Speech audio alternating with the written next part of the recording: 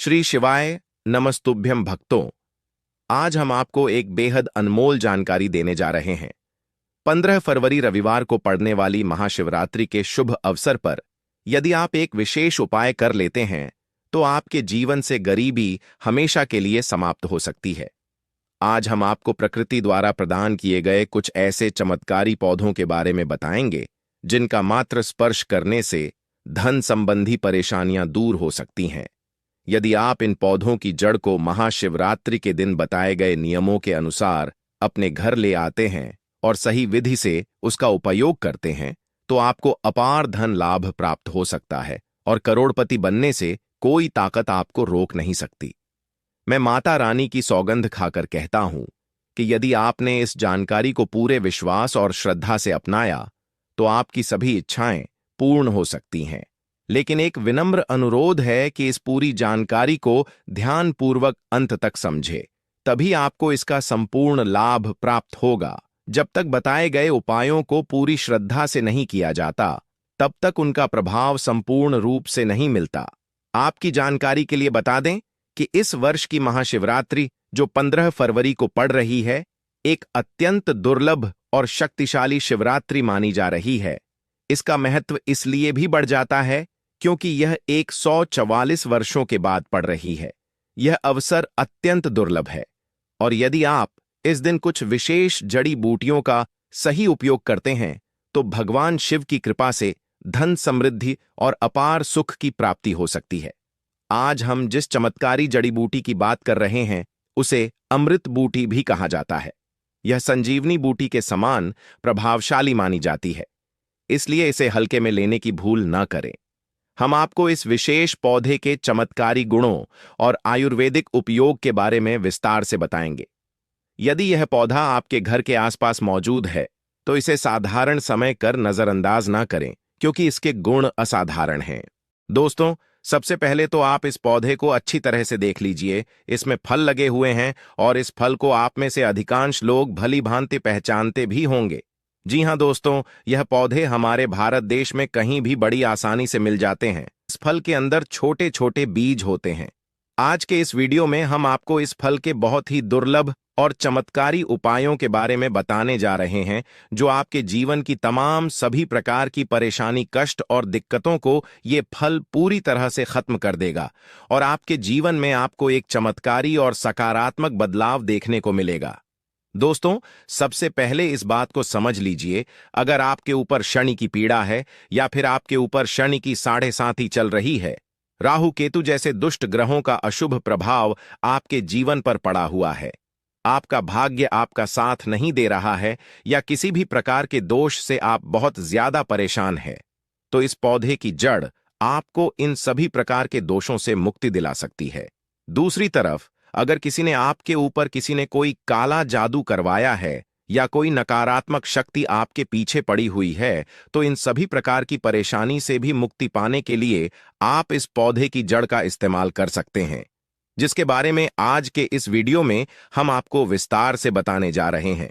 लेकिन सबसे पहले आप हमको कमेंट सेक्शन में यह जरूर बताइए कि आपके शहर में, आपके राज्य में काले धतुरा के पौधे को अन्य किस नाम से जाना जाता है। देखिए दोस्तों, सबसे पहले तो हमको माता प्रकृति को, हमारी पावन सनातन भूमि को बार बार नमस्कार करना चाहिए, बार बार धन्यवाद करना चाहिए, क्योंकि दोस्तों इस तरीके के अनमोल पौधे आज भी भारत भूमि में उपलब्ध हैं, वो भी फ्री में। दोस्तों, क्या पहले के जमाने में लोग नहीं रहते थे? वो लोग भी तो बीमार होते थे, उनके जीवन में भी तो परेशानी रहती थी। हॉस्पिटल और अंग्रेजी दवाइयां तो अब प्रचलन में आई हैं। हमारी प्रकृति में आज भी इतने पेड़ पौधे हैं जो बेहद चमत्कारी और उपयोगी हैं। बस इन पेड़ पौधों के बारे में अधिकांश लोगों को जानकारी नहीं है। प्रकृति ने गिफ्ट की तरह हमें उपहार में बहुत से पेड़ पौधे दिए हैं। दोस्तों, यह जो काला धतुरा है, यह विषैले जीव जंतुओं के लिए काल का काम करता है। कैसा भी विषैला जीव जंतु हो, उसको ये पौधा क्षण भर में खत्म करने का काम करता है। दूसरी तरफ तंत्र शस्त्र के अनुसार यह पौधा आपके जीवन के समस्त प्रकार के कष्टों को जड़ से नष्ट कर सकता है। आज के इस वीडियो में हम आपको काले धतूरे के उन चमत्कारी उपायों के बारे में बताने जा रहे हैं। वह कोई हवाई उपाय नहीं है, यह गुरु परंपरा से प्राप्त हुआ वह ज्ञान है जो कि आप लाखों करोड़ों रुपए भी खर्च कर देंगे, तब भी आपको कहीं जानने को नहीं मिलेगा। इसीलिए दोस्तों, इस वीडियो को अंत तक बहुत ध्यान से देखिएगा, क्योंकि आज के वीडियो में हम आपको वनस्पति शास्त्र के अनुसार काले धतूरे के उन उपायों के बारे में बताने जा रहे हैं जिससे आपके जीवन में एक चमत्कारी और सकारात्मक बदलाव आएगा। लेकिन वीडियो में आगे बढ़ने से पहले आपसे निवेदन है, इस वीडियो को लाइक करके कमेंट बॉक्स में हर हर महादेव अवश्य लिख दीजिएगा। दोस्तों, काला धतूरा का पौधा अपने आप में संपूर्ण और एक दिव्य पौधा होता है, जिसको वनस्पति शास्त्र में शिविर रूप भी बोला गया है। दोस्तों, कहने का मतलब यह है कि ये एक ऐसा पौधा है जिसमें भगवान शिव की दिव्य शक्तियों का वास होता है। और अगर आप चाहते हैं कि भगवान भोलेनाथ जी की कृपा सदैव आपके घर पर बनी रहे, तो आपको काले धतूरे के पौधे को किसी भी सफेद गमले में लाना है और अपने घर के उत्तर पूर्व दिशा में इसको स्थापित करने के बाद इसकी अच्छे से देखभाल करनी है। दोस्तों, शास्त्रों में बताया गया है कि अगर किसी भी घर में रोजाना धतूरे के पौधे का अच्छे से ख्याल रखा जाए, नित्य उसमें जल चढ़ाया जाए, तो उस घर में सकारात्मक ऊर्जा का वास बना रहता है। और जिस घर में भी सकारात्मक ऊर्जा का वास होता है, उस घर में समस्त देवी देवताओं का आशीर्वाद बना रहता है। उस घर की सदैव बरकत होती है, उस घर की उन्नति होती है।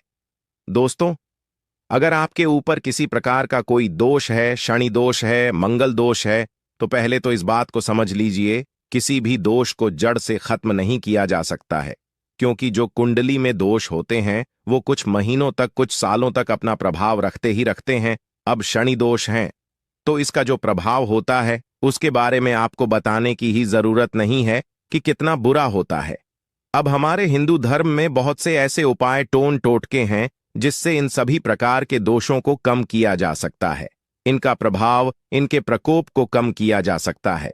और अगर आप चाहते हैं कि आपके ऊपर जो भी दोष है उसका प्रकोप लगभग ना के बराबर हो जाए, तो काले धतूरे के पत्ते किसी भी शनिवार के दिन या मंगलवार के दिन आपको तोड़ करके लाना है और नहाने वाले पानी में इसको डालने के बाद इस पानी से नहा लेना है। यही उपाय अगर आप प्रत्येक मंगलवार और प्रत्येक शनिवार को करते हैं, तो आपके ऊपर जो भी दोष होगा उसका प्रकोप लगभग ना के बराबर हो जाएगा और आपका भाग्य इस उपाय को करने के बाद जरूर ही प्रबल हो जाएगा, चमक जाएगा। अब दोस्तों, मान लीजिए आपके लाखों शत्रु हैं जो आपके पीछे पड़े हुए हैं, या आपके ऊपर किसी ने काला जादू टोने टोट के काली विद्या करवा दिया है और आप इस चीज को लेकर के बहुत ही ज्यादा परेशान हैं, तो बस आपको किसी भी सोमवार के दिन काले धतूरे की जड़ को अपने घर लेकर के आना है और इसको अच्छी तरीके से गंगा जल से धो लेना है। अब आपके घर का जो भी पूजा मंदिर है, पूजा घर है, वहां पर आपको जाना है। सबसे पहले यहां पर आपको एक घी का दीपक जलाना है। चांदी की ताबीज में या तांबे के ताबीज में आपको इस काले धतूरे की जड़ को धारण कर लेना है और अपने गले में इस ताबीज को पहन लेना है। सिर्फ इतना उपाय आपने किसी भी सोमवार के दिन कर लिया तो आपके लाखों शत्रु भी आपके खिलाफ खड़े होंगे, वह भी आपका कुछ नहीं बिगाड़ पाएंगे। क्योंकि दोस्तों, ये बात तो हर व्यक्ति जानता है कि भगवान शिव अगर किसी व्यक्ति को आशीर्वाद दे दें तो उस व्यक्ति का साक्षात काल भी कुछ नहीं बिगाड़ सकता है, और इस पौधे की जड़ में भगवान शिव की दिव्य शक्तियों का वास होता है। दोस्तों, अगला उपाय है घर की बरकत का महा उपाय। अब दोस्तों, मान लीजिए आपके घर पर रोज लड़ाई झगड़ा वाद विवाद क्लेश रहता है, आपके घर के लोग एक दूसरे को बिल्कुल भी देखना पसंद नहीं करते हैं, तो समझ जाइए आपके घर पर नकारात्मक शक्तियों का वास है।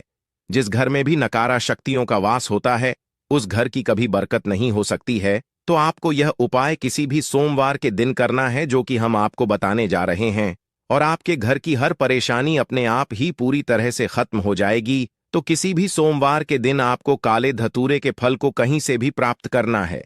खोजने पर आसपास आपको आराम से मिल जाएगा। फिर आपको एक काला कपड़ा लेना है, उस काले कपड़े में आपको भगवान शिव का नाम लेते हुए इस फल को रख देना है। अब इस काले कपड़े की पोटली बना लेनी है।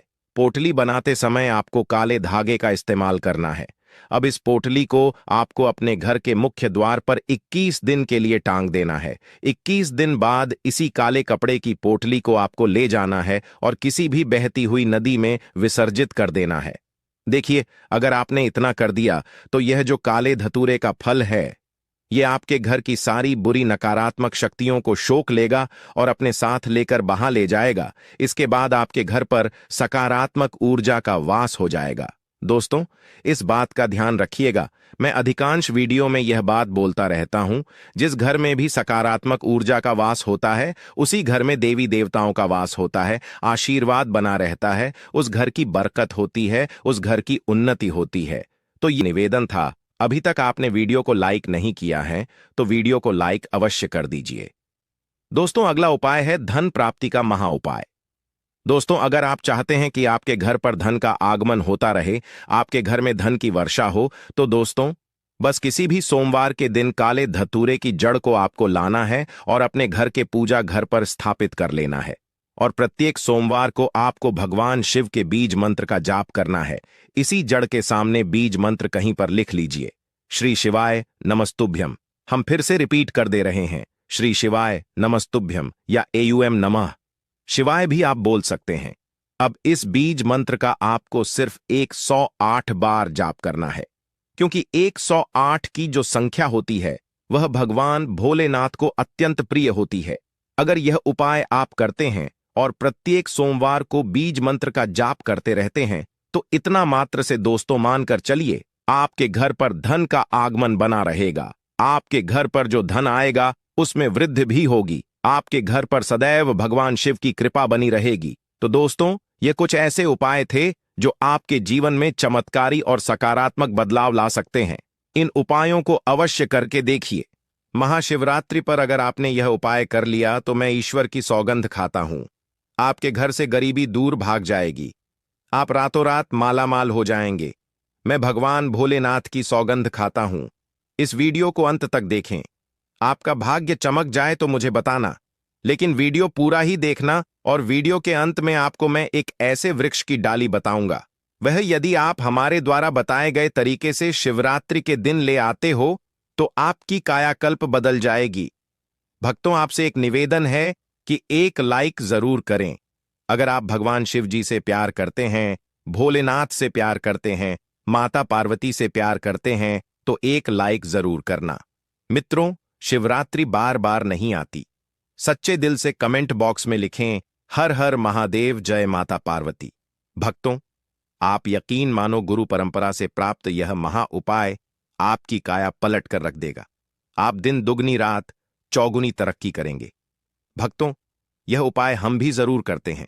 पौराणिक पुस्तकों और शास्त्रों में लिखा उपाय आज हम आपको बता रहे हैं। यह उपाय महाशिवरात्रि के दिन जरूर करें। मैं ईश्वर की सौगंध खाता हूं, आपका भाग्य उदय हो जाएगा। दोस्तों, यह उपाय हमें हर महाशिवरात्रि के दिन जरूर करना चाहिए।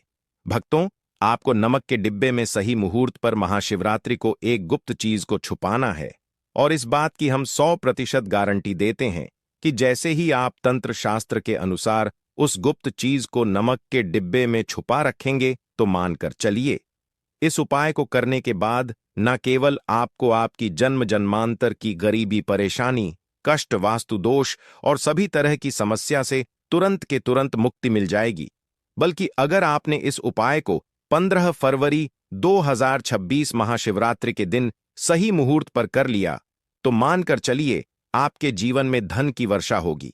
आपके जीवन में धन आने के रास्ते खुल जाएंगे। आपके जीवन में जो धन आएगा उसमें वृद्धि होगी। आपका बंद पड़ा व्यापार चल पड़ेगा। और मान के चलिए दोस्तों, आपके जीवन में आपको सुख, समृद्धि, वैभव, ऐश्वर्य की प्राप्ति होगी।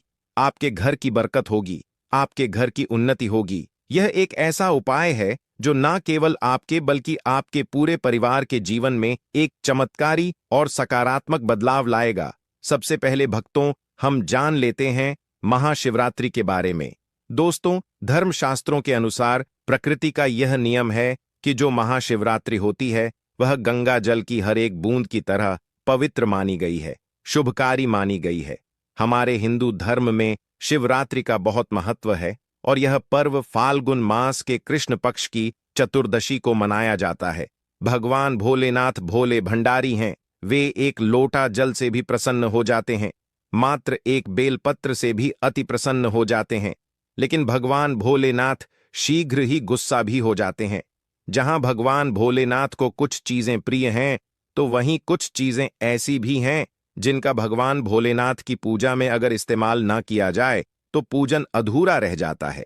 वहीं कुछ चीजें ऐसी भी होती हैं जो अगर अनजाने में आप भगवान भोलेनाथ को अर्पित कर देंगे तो उससे भगवान भोलेनाथ आपसे रुष्ट हो जाएंगे। इसीलिए भगवान भोलेनाथ की पूजा करते समय कुछ बातों का विशेष ध्यान रखना चाहिए।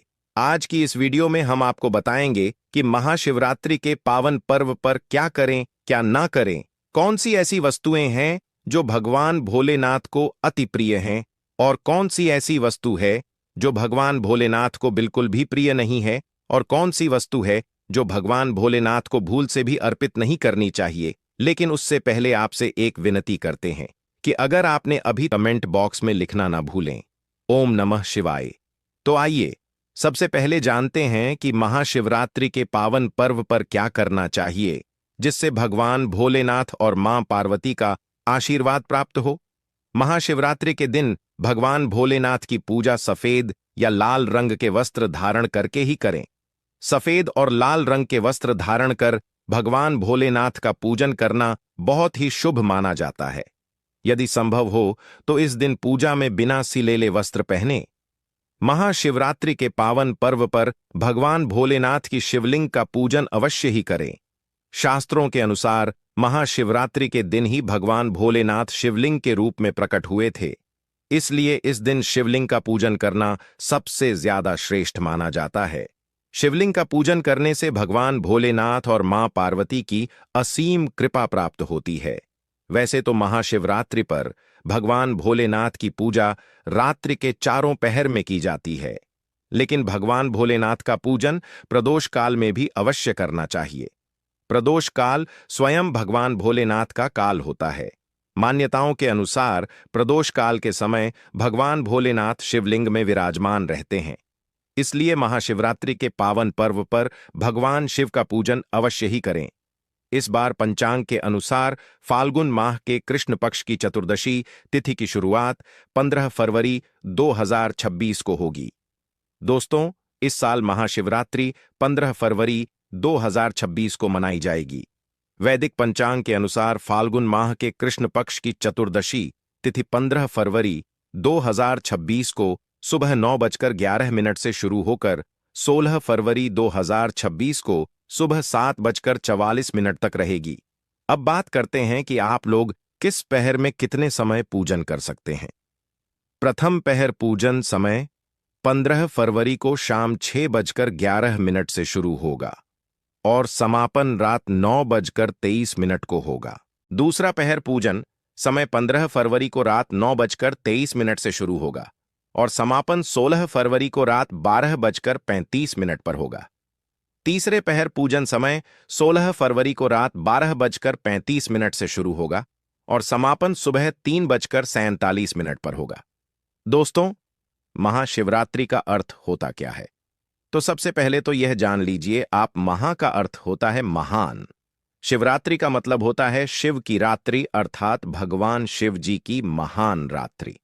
महाशिवरात्रि इसलिए भी बेहद शुभ मानी जाती है क्योंकि कहा जाता है इस दिन किसी भी व्यक्ति ने भगवान भोलेनाथ की थोड़ी सी भी पूजा साधना क्रिया कर ली तो उस व्यक्ति के जीवन की सभी मनोकामनाएं पूर्ण हो जाती हैं।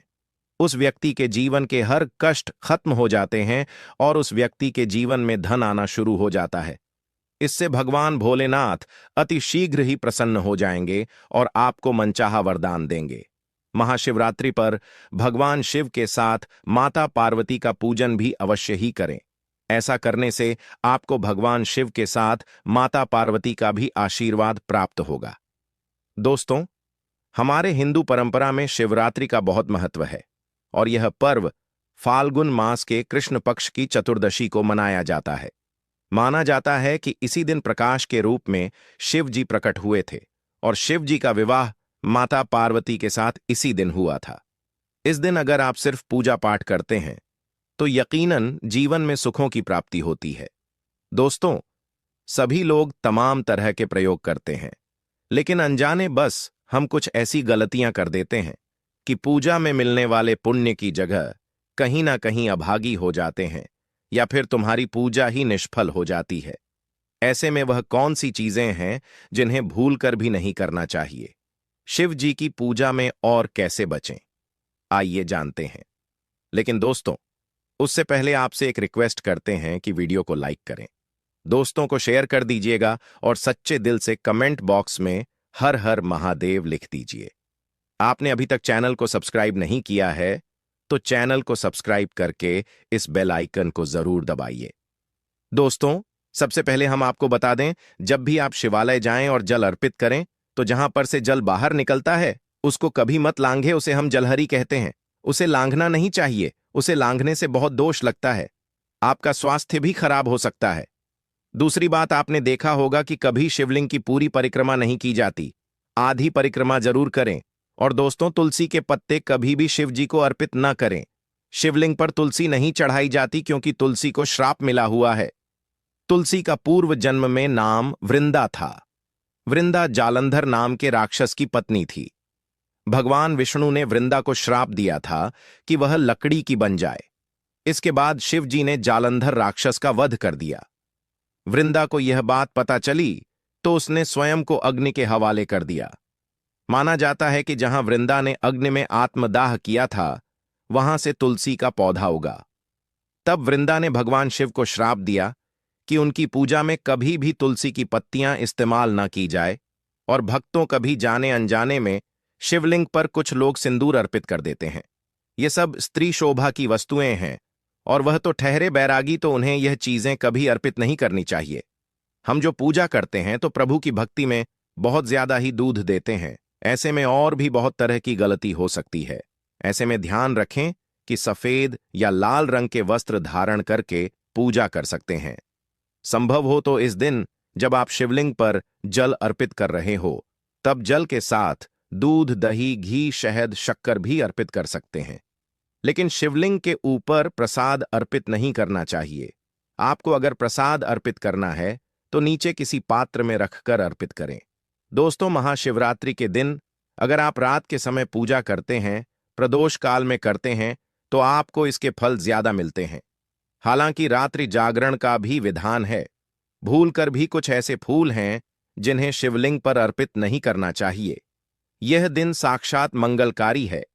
इस दिन भगवान शिव की पूजा अवश्य करें और भगवान भोलेनाथ आपके घर में स्थायी रूप से वास करने वाले हैं। ऐसे में दिल खोलकर भगवान शिव की उपासना और भक्ति में लग जाएं। दोस्तों, यह शुभ संयोग सालों के बाद बना है। महाशिवरात्रि के दिन आप व्रत अवश्य रखें। भगवान भोलेनाथ आपकी सभी मनोकामनाएं अवश्य पूर्ण करेंगे। ऐसे में अब जान लेते हैं महाशिवरात्रि के दिन कौन सी गलती नहीं करनी चाहिए जिससे कि शिव जी नाराज ना हो। और शिवरात्रि व्रत में यह फल तो कभी मत खाना, नहीं तो भगवान भोलेनाथ आपसे क्रोधित हो सकते हैं और आपका व्रत टूट सकता है। आइए जानते हैं कुछ ऐसी सावधानियां जिन्हें भूल कर भी नहीं करना चाहिए।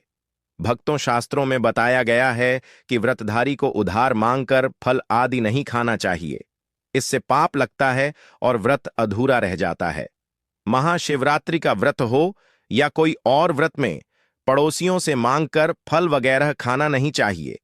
व्रत में उधार मांगकर खाने से व्यक्ति का व्रत झूठा हो जाता है। ईश्वर की शरण में आने पर व्यक्ति को झूठ नहीं बोलना चाहिए, कर्ज नहीं लेना चाहिए, चुगली आदि नहीं करनी चाहिए। अगर व्रत के दौरान आपको कोई अपनी मर्जी से खाने के लिए कुछ देता है तो उसे आप खा सकते हैं, लेकिन व्रत में खुद मांगकर फल आदि खाना नहीं चाहिए। इससे पाप लगता है और व्यक्ति की पवित्रता भंग हो जाती है। भक्तों, सोमवार का व्रत हो या महाशिवरात्रि का व्रत, आपको नाशपाती नहीं खानी चाहिए। दरअसल इस फल का नाम नाशपाती यानी नाश करने वाला होता है, इसलिए इस फल को व्रत में नहीं खाना चाहिए। व्रत आदि को छोड़कर किसी और दिन आप इसे खा सकते हैं, लेकिन जिस दिन आपका व्रत हो उस दिन नाशपाती का सेवन बिल्कुल नहीं करना चाहिए और भगवान को भी नाशपाती नहीं चढ़ानी चाहिए। और दोस्तों, कभी भी बहुत समय से रखा हुआ कुत्तू का आटा आपका व्रत भंग कर सकता है। दरअसल पुराने आटे में घुन और कीड़े पड़ जाते हैं जो ठीक तरह से दिखाई भी नहीं देते। ऐसा आटा खाने पर दरअसल आप सूक्ष्म जीवों का सेवन करते हैं और व्रत में अशुद्धता घोर पाप के बराबर मानी गई है। आपका व्रत इससे भंग हो जाता है। व्रत में ताज़ा खाना चाहिए। दोस्तों, महाशिवरात्रि का दिन बड़ा ही पवित्र माना गया है, इसलिए यह 5 चीजें भगवान शंकर के पास कभी ना रखें। नंबर 1, जहां शिवलिंग रखा हो या महादेव की कोई भी प्रतिमा हो, वहां पर भूलकर भी जूते चप्पल लेकर जाना नहीं चाहिए। जरा सोचिए, जब आपके कमरे में कोई चप्पल लेकर प्रवेश करता है तो आपको कितना क्रोध आता है। तो इसी कारण महादेव भी आपसे नाराज हो जाते हैं और आपको मिलने वाला फल नष्ट हो जाता है। हमेशा मंदिर में नंगे पांव ही प्रवेश करें। नंबर 2, अक्सर महिलाओं को मासिक धर्म आ जाता है और वे बिना किसी को बताए पूजा पाठ कर लेती हैं, जो कि शास्त्रों में वर्जित माना गया है। भक्तों, अगर आपको शारीरिक अशुद्ध है तो घर के मंदिर में या बाहर के मंदिर में प्रवेश नहीं करना चाहिए। इससे देव शक्तियां नाराज होकर आपसे क्रोधित हो सकती हैं। ऐसे समय में शिवलिंग को छूना वर्जित माना गया है। भक्तों, ऐसी अवस्था में मंदिर या यात्रा में जाना, घर में पूजा पाठ करना, भगवान की प्रतिमा को छूना या तुलसी में पानी डालना वर्जित है। जब देवी शक्तियां नाराज होती हैं तो घर में कंगाली और गरीबी आने लगती है, लड़ाई क्लेश बढ़ने लगते हैं, तो ऐसा कभी मत करना। नंबर 3, शास्त्रों में बताया गया है कि जहां शिवलिंग होता है वहां पर सभी देवी शक्तियां सक्रिय रहती हैं। वास्तुशास्त्र के अनुसार शिवलिंग से हर वक्त ऊर्जा का संचार होता रहता है, इसलिए शिवलिंग पर जलधारा हमेशा होनी चाहिए, जो ऊर्जा को शांत रखती है। कुछ लोग अपने घर में शिवलिंग तो रख लेते हैं, लेकिन वह कभी हफ्ते में एक बार जल चढ़ाते हैं, जो कि बिल्कुल भी अच्छा नहीं माना जाता है। अगर आप नियमित जल नहीं चढ़ा सकते हैं तो आप अपने घर में शिवलिंग कभी स्थापित न करें, इससे उल्टा घर में प्रभाव पड़ सकता है। भक्तों, शास्त्रों में बताया गया है कि तुलसी और महादेव का बैर माना गया है, इसी वजह से शिवलिंग के पास तुलसी नहीं रखी जाती। कई लोग जाने अनजाने में शिवलिंग को तुलसी के गमले में रख देते हैं, इससे घर में परेशानी आना शुरू हो जाती है। भक्तों, घर का मंदिर हो या बाहर का मंदिर, किसी भी मंदिर में ऐसे व्यक्ति को प्रवेश नहीं करना चाहिए जिसने मांस का सेवन किया हो या जो शारीरिक रूप से अशुद्ध हो। ईश्वर के सामने हमेशा नहा धोकर और पवित्र मन लेकर ही जाना चाहिए, इससे सभी शक्तियां आपसे प्रसन्न रहती हैं। भक्तों, महाशिवरात्रि में महादेव को खंडित बेलपत्र कभी मत चढ़ाना, इसे अशुभ माना जाता है। पौराणिक मान्यताओं के अनुसार बेलपत्र चढ़ाने से शिव जी का मस्तक शीतल रहता है। बेलपत्र से भगवान शिव की पूजा करने से दरिद्रता दूर होती है और व्यक्ति सौभाग्यशाली बनता है। इससे हनुमान जी भी प्रसन्न हो जाते हैं, क्योंकि वे शिव के ही अवतार हैं। भक्त